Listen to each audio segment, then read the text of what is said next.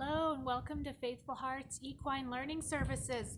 My name is Stephanie and I'm going to be talking with you today about catching and haltering a horse. So if you are volunteering for our program, one of the jobs that you may be asked to do is to get a horse ready for a session. So that's going to involve catching and haltering. And if you're a beginner and you're just starting with this, just make sure that you always put safety first, that you don't do this alone. Have somebody at the gate waiting for you. Make sure you always let everybody know where you're going. The horses I'm going to be using to demonstrate today, I have here Snort and Angel, and they are relatively easy to catch. Some of the horses that we have out at the Equine Center aren't so easy to catch, and we'll talk a little bit about that. But just for the purpose of this demonstration, I've got these guys here today and we're going to be using them. So before you ever go out into the paddock to catch the horses, you want to check your mental state.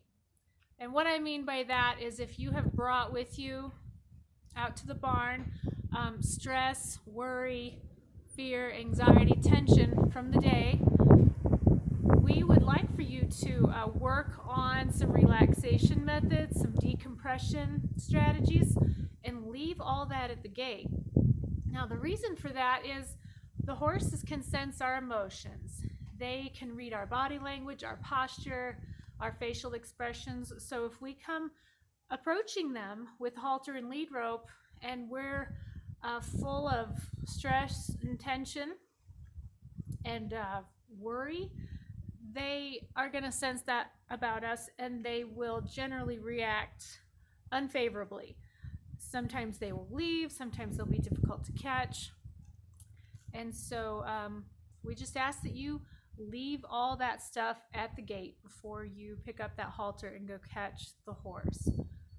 Okay, so if you have more questions about relaxation techniques and decompression strategies, we can talk about that in a different video. So what I want everybody to make sure that they do first before you go catch your horse is that you have your halter and lead rope ready.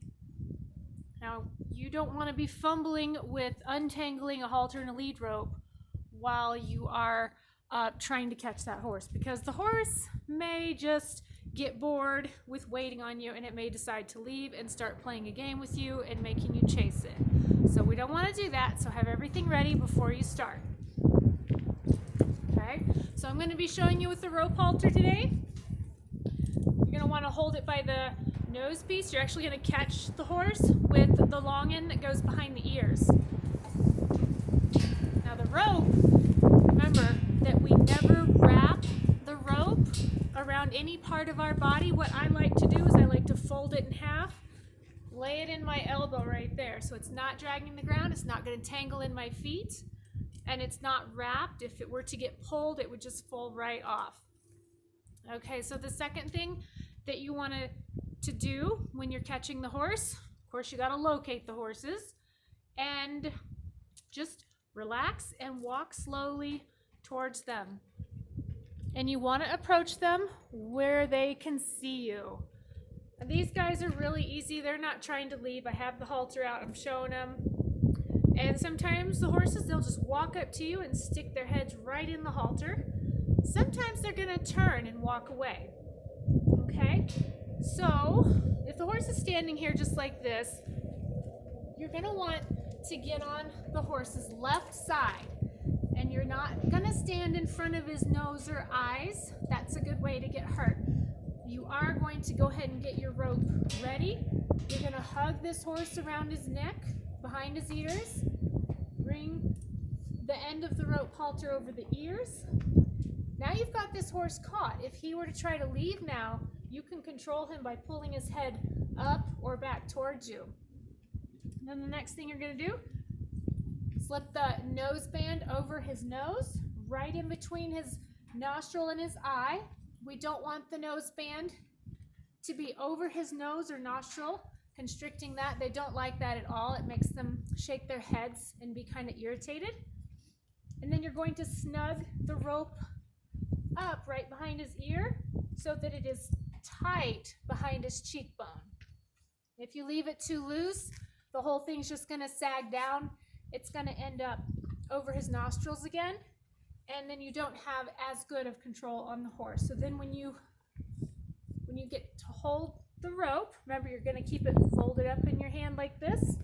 Grab the other end of the rope about 6 inches, 6 to 12 inches from his face. And now you've got your horse caught. So that was really easy because he wasn't trying to leave. He wasn't trying to get away from me. And he was a good, easy demonstration.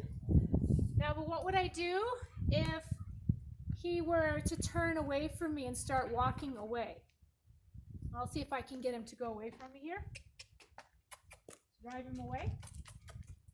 So if he tries to leave, what I want to do next is I don't want to chase him.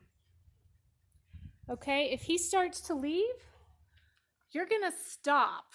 You're going to stop and you're going to relax your posture in your eyes. You're going to look down, maybe even turn and face away from him and step the other way just a little bit to see if you can draw him back to you.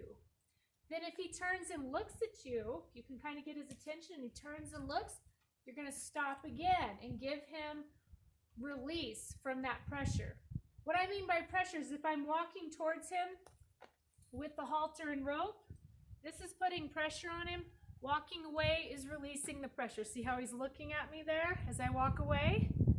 So that's giving him a release. So I'm going to let him stop and relax for just a minute before I try again. And again, you're always going to want to approach where you can see the horse's eye. If you can see the eye, they can see you. So there, he let me just walk right up to him and put this around his neck, and now I've got him caught again. So he was a good subject there. Now, if we have horses that are difficult to catch out at the equine center, that is sometimes a learned behavior and is something that we will work with our volunteers and clients on. But anyway, if you have any specific questions, post in the comments, let me know. We'd love to chat. Thanks for watching. Bye.